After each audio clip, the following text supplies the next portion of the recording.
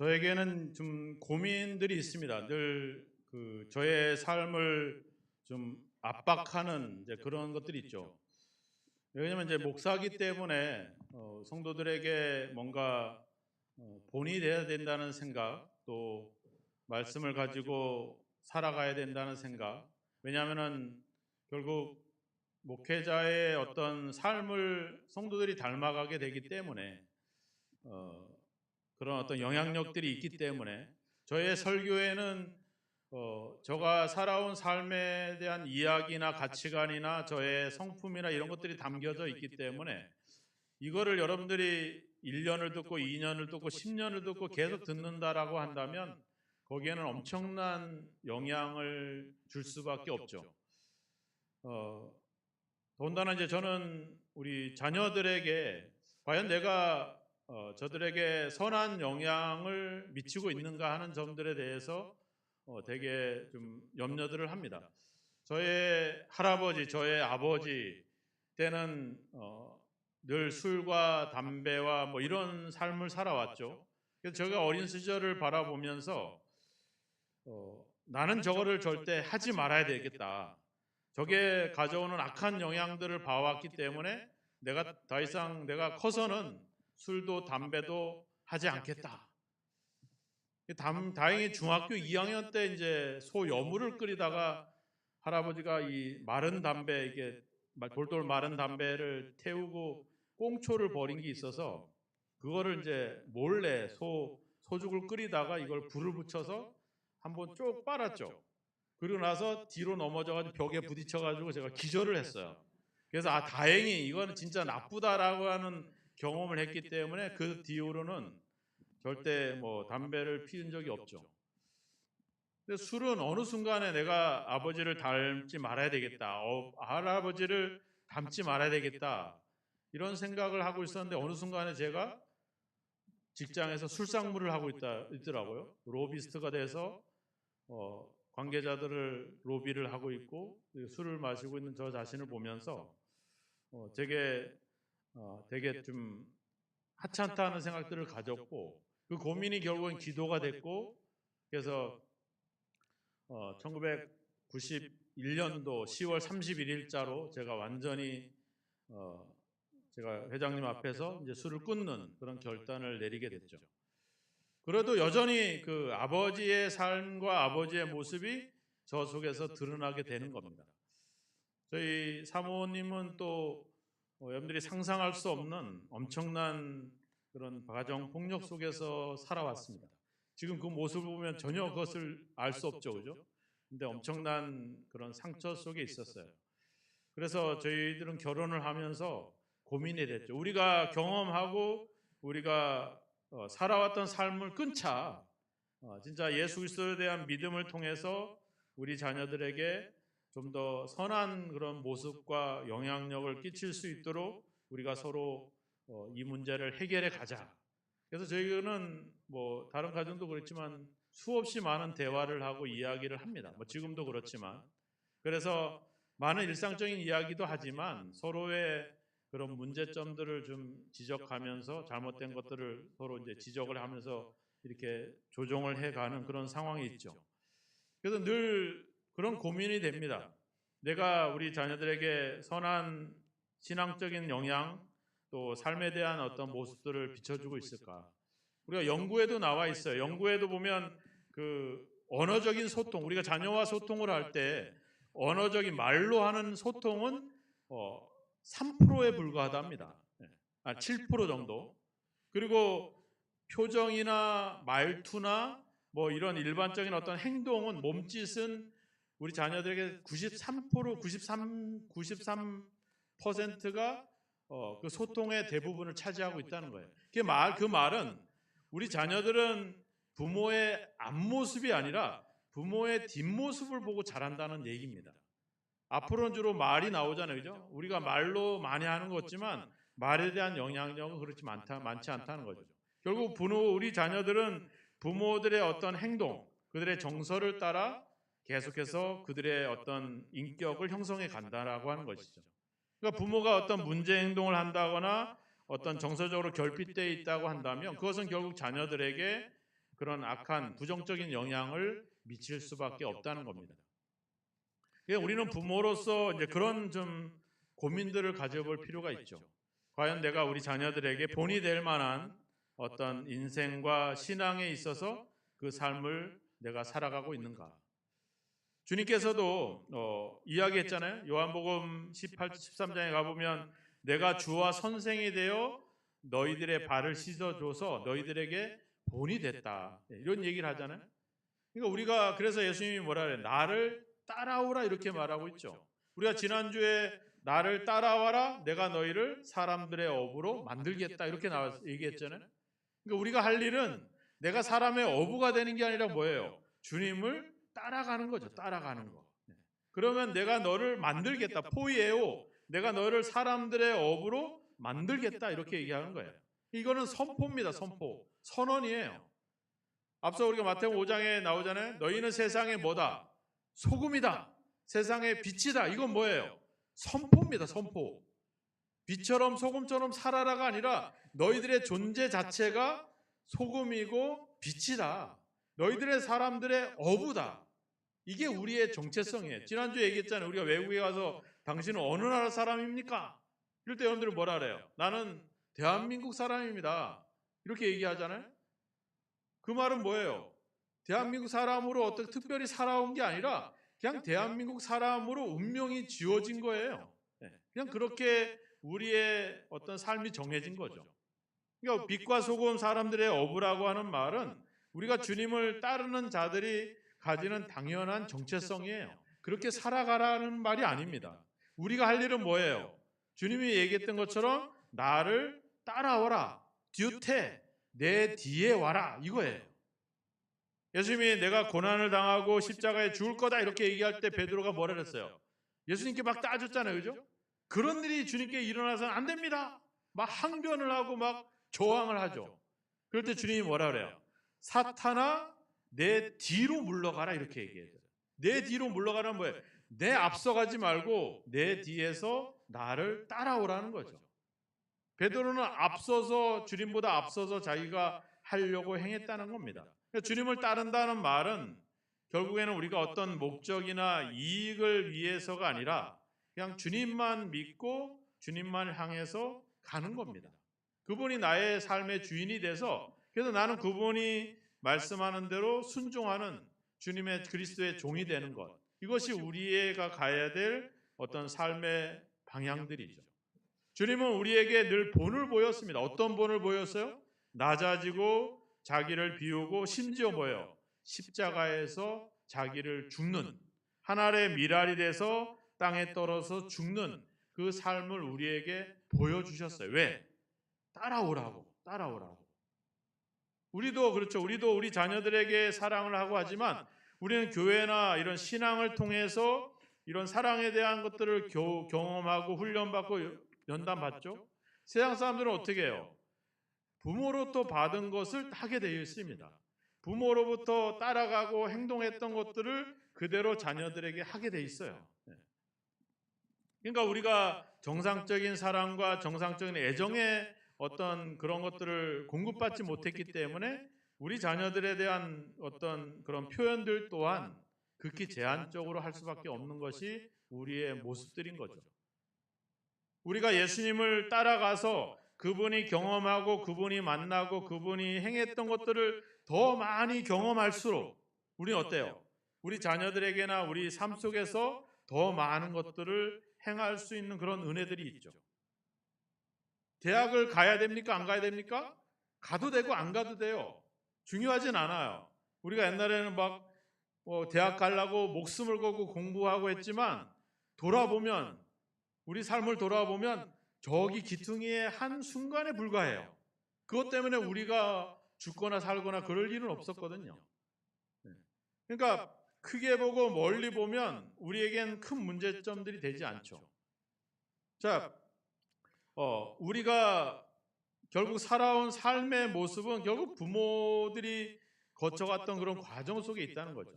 그러니까 우리의 신앙의 어떤 그 신앙의 삶은 결국은 예수 그리스도를 따라가서 그분의 삶을 경험해 가는 것. 그래서 어떻게 보면 대학을 갈 필요는 없지만 대학을 가면 친구도 만나게 되고 더 깊은 지식의 습득을 갖게 되고 더 많은 어떤 그런 사회적인 경험들을 가질 수 있으니까 그 일반 그냥 취직을 하고 직장을 다니는 것보다 또 거기서만 얻을 수 있는 특별한 경험들을 가질 수 있거든요.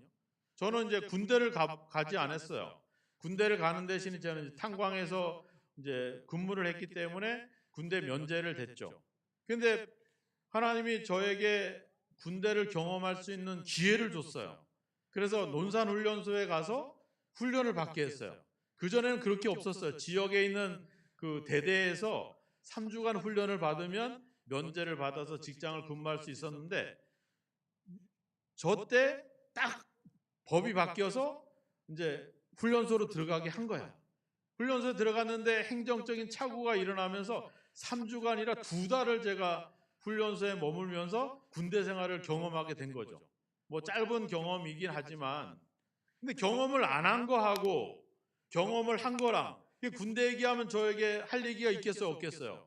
할 얘기가 많겠죠. 뭐 뻥도 들어가 있긴 하겠지만 저도 경험을 나름대로 했기 때문에 그런 경험들을 했기 때문에 그러니까 경험을 풍성히 가질수록 내 삶이 풍성해지기도 하고 얘기할 거리 많이 있죠. 우리가 주님의 증인이 된다는 말은 뭐겠습니까? 이 말의 다른 의미는 목격자거든요.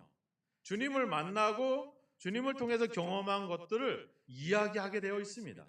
사도 바울이 베드로가 복음을 전하지만 그들이 전하는 복음은 새로운 복음이 아니었어요. 이미 예수님을 통해서 그분과의 만남을 통해서 경험한 것들. 그래서 바울이 맨날 가는 데마다 무슨 얘기예요? 내가 다메섹에서 부활하신 예수님을 만나고 내 눈이 멀었고 그분이 나를 택하셨고 이런 얘기들을 계속 간증을 하잖아요. 그전에는 내가 악행자였고 폭력자였고 교회를 핍박하는 핍박자였다. 자기 경험과 자기의 그 경험한 것들을 증거하게 돼 있어요. 그런데 주님과 만나면서 수많은 것들을 경험하게 되잖아요. 다메섹에서 만나는 것뿐만 아니라 기적도 경험하죠. 환상도 경험하죠. 하나님이 역사에서 자기의 그 감옥에 매여 있었지만 오히려 이것이 진전을 이루어서 고위층의 복음을 전하는 기회가 됐고 뭐 이런 얘기들을 하잖아요. 무슨 얘기예요? 내가 그리스도 안에서 경험한 얘기들을 얘기하는 겁니다. 이게 증인이에요. 이게 목격자입니다. 그러면 많은 걸 목격하고 많은 은혜를 체험할수록 우리는 예수님에 대해서 더 많은 얘기들을 할 수 있는 거죠. 여러분들이 기도할 때 내 병에서 놓여 저를 건강하게 해주세요 이렇게 기도하면 안 돼요. 어떻게 기도해요? 주님, 내가 병이 걸렸는데 주님이 나를 치료해 줬어요. 내가 이걸 경험했는데 이 경험을 사람들에게 얘기해 주고 싶어요. 복음을 전하기 위한 것으로서 응답해 달라고 이야기해야 돼요. 내가 가난하고 어렵잖아요. 그런데 하나님이 나를 부유하게 해주고 나를 부자가 되게 해줬어. 그럼 사람들이 가서 얘기하겠죠. 내가 이렇게 옛날에 지질이 가난했는데 예수님 때문에 내가 얼마나 이렇게 잘 되고 내가 이제 나눌 수 있고 베풀 수 있게 됐는지 사람들께 얘기할 거리가 있잖아요. 누구에 대해서? 예수에 대해서. 근데 경험이나 체험이나 은혜가 없으면 어떻게 돼? 가서 무슨 얘기 하겠어요? 우리 교회 큰 교회야. 우리 목사님 젊은 목사님이야. 우리 교회 밥이 맛있어. 우리 교회 가면 예쁜 권사님들이 얼마나 많은데 이런 얘기를 하게 되죠. 그럼 사람들 그래 잘났어. 너 혼자 가서 잘 먹고 잘 살아. 그 교회 열심히 다녀라. 나는 안 가는데 이렇게 되는 거죠. 그러니까 예수님에 대한 경험을 많이 가질 수 있도록 우린 기도하는 것이 너무나도 중요한 겁니다. 자, 오늘 말씀을 보세요. 땅끝까지 이르러 내 증인이 되리라. 누구한테 하는 얘기예요?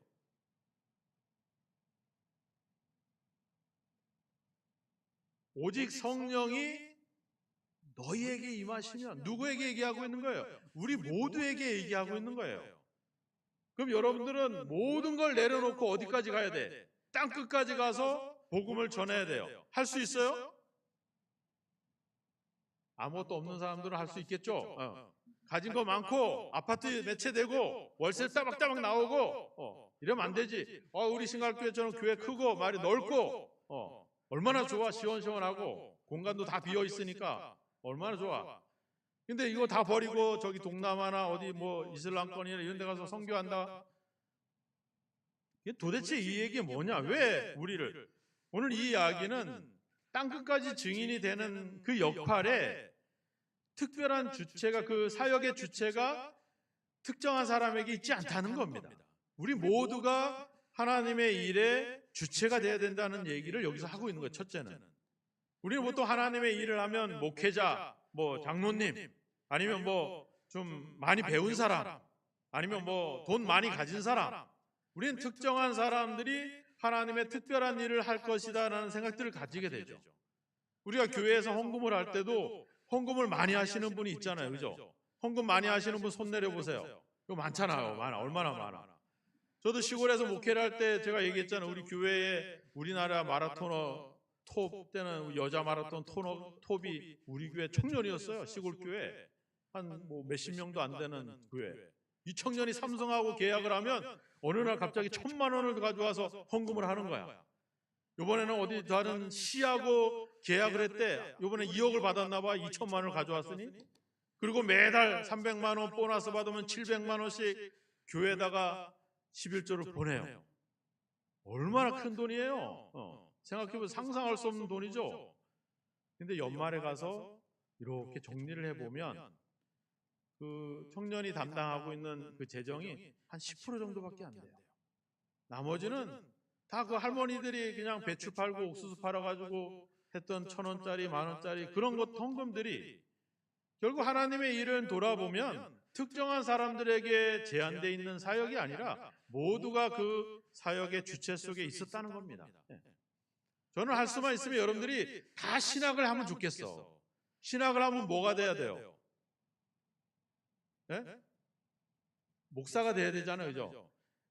우린 그런 고정된 생각이 있어요. 저는 그 생각이 아니라 예수님을 더 깊이 알고 말씀의 깊이를 알고 예수님을 더 많이 경험할 수 있는 방법은 바로 그런 것들이거든요. 신학을 통해서 이런 신학 학문의 성경의 연구를 통해서 예수님을 더 깊이 알아가고 한다면 우리의 신앙이 결코 흔들릴 일이 없겠죠. 우리가 뭐 사람들 때문에 휩쓸릴 이유가 없겠죠.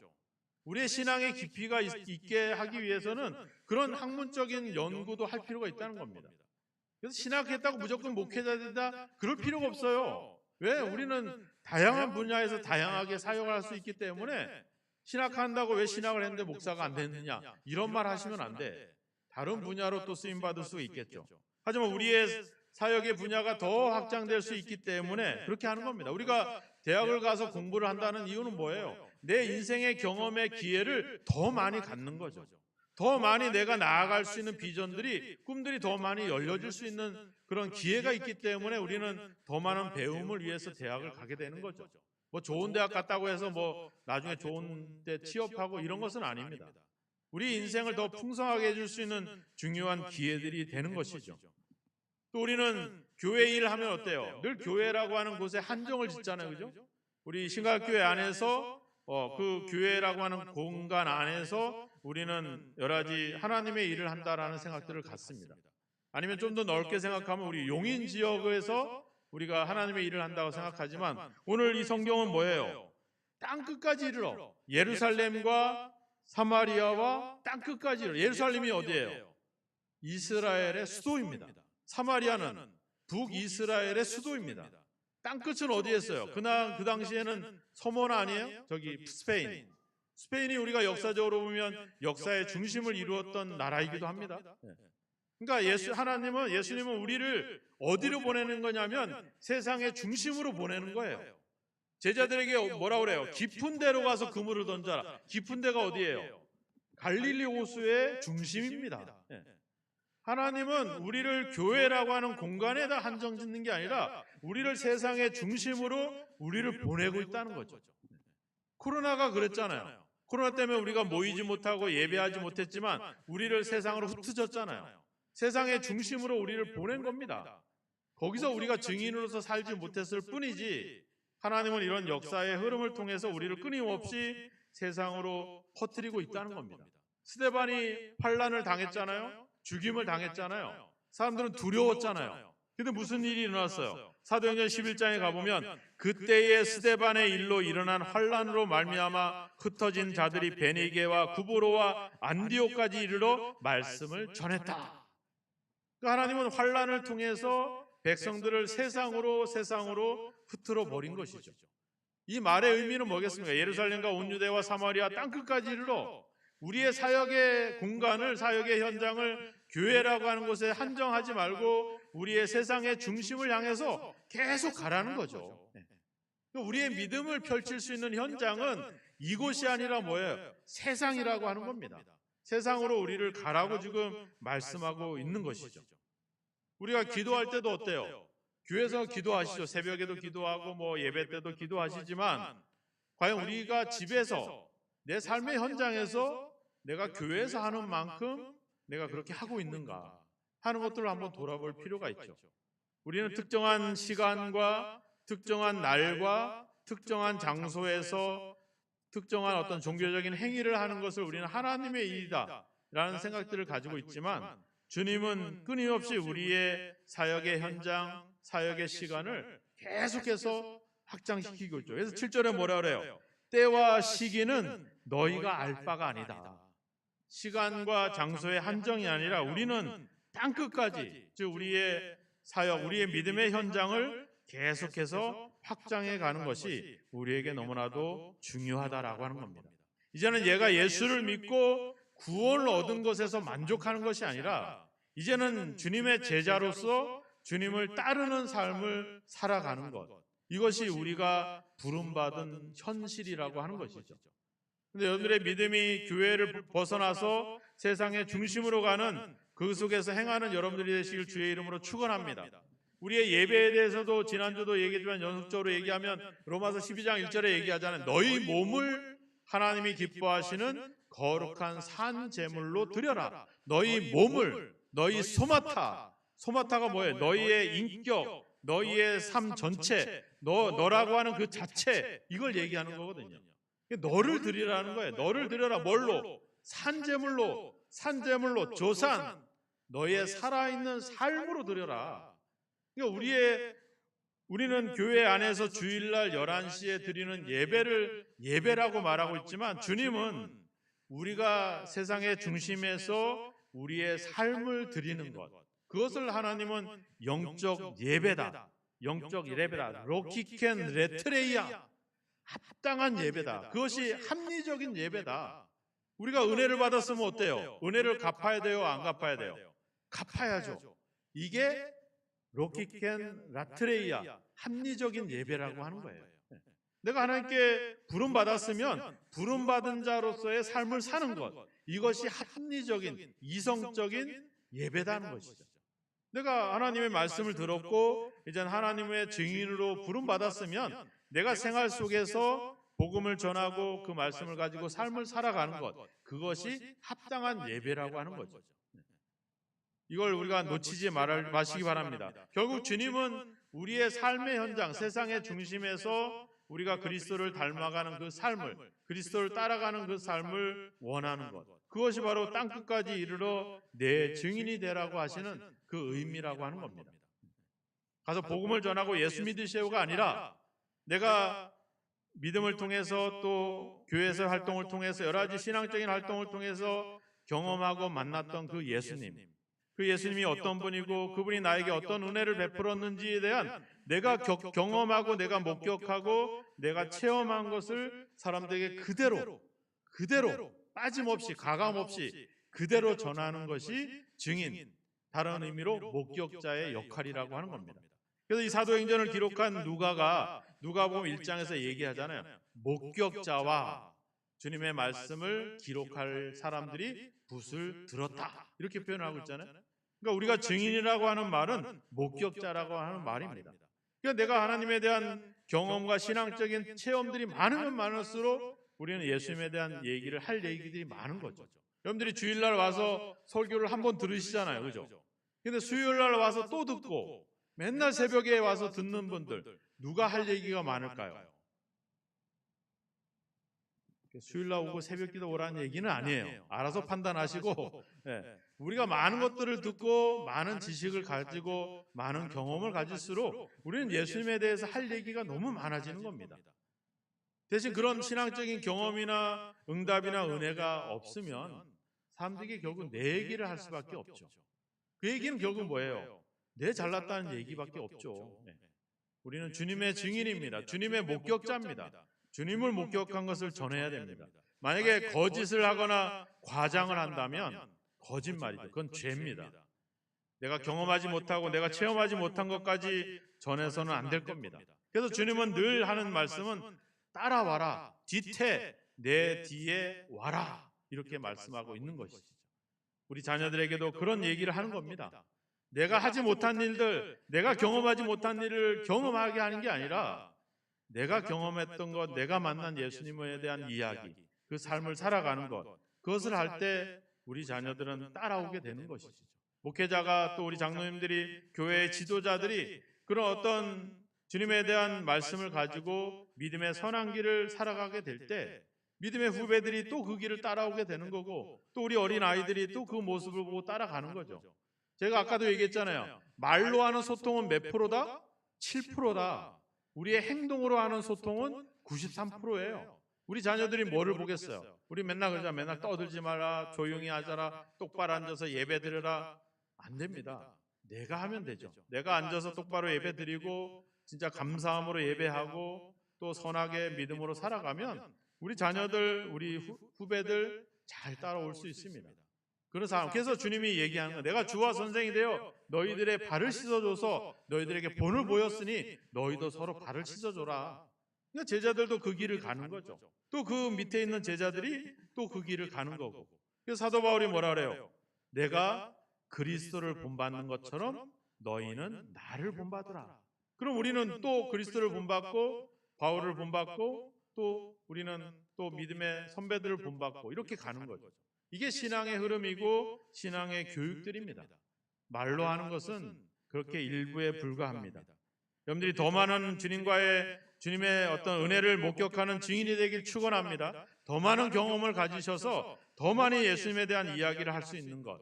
그리고 주님은 우리를 끊임없이 교회를 벗어나서 세상의 중심으로 땅끝까지 우리를 증인으로서 목격자로서 우리를 보내고 있습니다. 여러분들의 사역의 현장을 교회에다 제한하지 마시고 또 이 복음 사역의 주체를 특정한 사람들에게만 제한시키지 마시고 내가 사역의 주체가 돼서 내 삶의 현장이 바로 복음의 현장이고 사역의 현장이라는 사실을 기억하며 그 속에서 그리스도에 대한 이야기, 그리스도를 만난 이야기, 그리스도의 은혜의 이야기, 그리스도께서 나에게 베풀어 주신 그런 이야기들을 우리가 전할 때 그때 하나님의 역사가 나타나고 더 많은 사람들이 주님께로 돌아오는 역사들이 있게 되는 것입니다. 우리는 증인입니다. 우리는 주님의 목격자들입니다. 목격한 것을 그대로 이야기하면 됩니다. 어렵지 않습니다. 신학을 얘기하고 교리를 예리하고 말하지 않습니다. 여러분들이 만난 예수, 여러분들이 경험한 은혜, 여러분들이 하나님께서 주신 축복들, 그런 것을 가지고 여러분들 가족들에게, 여러분들 이웃들에게 이야기하십시오. 예수님을 통해 예수님이 어떻게 내 삶에 역사하시고 내 삶에 나를 간섭하시고 나를 주관해 오셨는지를 이야기하십시오. 그러면 사람들은 그 주님을 사모하게 될 거고 만나게 될 것이고 갈급하게 될 것입니다. 우리는 땅끝까지 증인으로 부름받고 있습니다. 우리의 삶은 주님은 우리를 세상의 중심으로 보내고 있습니다. 여러분들의 신앙이 교회 안에 또 이 주일에 이 예배 시간에 갖추지 마시고 가둬놓지 마시고 그 믿음을 여러분들의 현장으로 가져가서 거기서 예수님을 이야기하고 예수님의 증인이 되시는 저와 여러분이 되기를 주님의 이름으로 축원합니다. 기도하겠습니다. 함께 기도하겠습니다. 내 이제 주님의 사역의 주체가 돼서 주님을 만난 그 이야기들을, 주님의 은혜들을 사람들에게 전할 수 있는 증인의 삶을 살게 해주십시오. 내 신앙이 교회에 갇히지 않고 세상의 중심으로 예수님의 이름을 가지고 담대하게 중심으로 나아가게 해주십시오. 땅끝까지 증인이 되게 해주십시오. 함께 기도하는 시간을 갖겠습니다. 기도하겠습니다. 하나님 아버지, 우리의 삶을, 아버지, 우리의 믿음을 교회 안에 제한해 있었습니다. 우리 아버지 주여, 기도를, 우리의 주님 신앙적인 아버지 행위들을 예배와 주일에 교회에 한정되어 있었습니다. 우리의 삶의 현장에 그것을 가져가지 못했고 그래서 많은 우리 자녀들에게 우리 이웃들에게 선한 영향력을 미치지 못했던 삶을 고백합니다. 이제 아버지 하는 주님, 우리를 땅끝까지 부르시고 보내시는 주님의 그 보내심을 따라 땅끝까지 주의 목격자, 주의 증인이 되기를 원합니다. 우리가 만났던 예수님, 우리에게 은혜를 베풀어 줬던 그 은혜들을 증언하고 외치고 전파하기를 원합니다. 하나님 아버지, 우리의 삶을 주관하시고 붙들으셔서 이제 우리의 삶 속에서 역사하시는 아버지 주님과 함께 아버지 주여, 우리가 복음 사역의 주체가 되어 하나님 아버지 그 일들을 행하게 하소서. 이제 아버지 주여, 우리의 주여 삶의 현장이 기도의 현장이 되게 하시고 복음의 현장이 되게 하시고 아버지 주님의 증언하는 증언의 현장이 되게 하여 주시옵소서. 장터나 시장이나 아버지 회당이나 구분 없이 끊임없이 말씀을 전했던 그들처럼 이제 아버지 하는 주여, 우리가 만난 예수님을 끊임없이 아버지 주여 증거하고 외칠 수 있는 저희들의 삶이 되게 하소서. 아버지 우리 후배들에게 우리 자녀들에게 아버지 선한 아버지 영향력을 본이 될 수 있도록 우리가 아버지 주님을 잘 따를 수 있게 하시고 주님의 증인된 사명을 잘 감당할 수 있도록 주여 우리를 도우시고 우리를 격려해 주시고 우리에게 그 권능을 더해 주시기를 간절히 원하고 소망합니다. 주님 함께하여 주시옵소서. 하나님, 우리의 믿음이 교회 안에 갇혀 있었던 것을 회개합니다. 우리의 믿음이 예배와 주일과 아버지 교회 안에 아버지 그 아버지 공간에 아버지 한정되어 있었던 것들을 고백합니다. 다른 사람들에게 일을 맡기며 우리는 아버지 사역에서 뒷걸음질 쳤던 것들을 아버지 주여 고백합니다. 이제 아버지 땅끝까지 증인이 되리라 하시고 우리를 부르시고 우리를 보내시고 우리를 택하신 그 주님의 뜻을 따라 땅끝까지 증인으로 살아가기를 원합니다. 우리가 만난 예수님, 우리가 받은 은혜들, 우리 삶에 역사하셨던 하나님의 역사들을 끊임없이 증언하기를 원합니다. 그 삶을 살아가게 하시고 그 삶이 우리 자녀들에게 우리 이웃들에게 선한 아버지 영향력이 되게 하시고 본이 되게 하셔서 우리 믿음이 우리 자녀를 통해 우리 이웃들을 통해 끊임없이 믿음이 이어지는 역사가 있도록 우리를 사용하시고 우리와 함께하여 주옵소서. 우리가 세상의 중심으로 나아가기를 원합니다. 이제 그 속에서 아버지 그 풍조에 휘말려 있었지만 이제 그 속에서 예수 그리스도를 증언하며 하나님의 은혜를 선포하며 이제 아버지 안쪽 그리스도인으로서 살아가기를 원합니다. 우리에게 성령의 권능과 능력을 부어해 주시고 담대함을 더하사 언제든지 어느 때든지 때를 얻든지 못 얻든지 아버지 말씀을 전하고 주님을 증언하는 증인들이 될 수 있도록 목격자들이 될 수 있도록 우리를 인도하시고 우리 삶에 더욱더 역사하여 주옵소서. 예수님의 이름으로 기도하옵나이다. 아멘.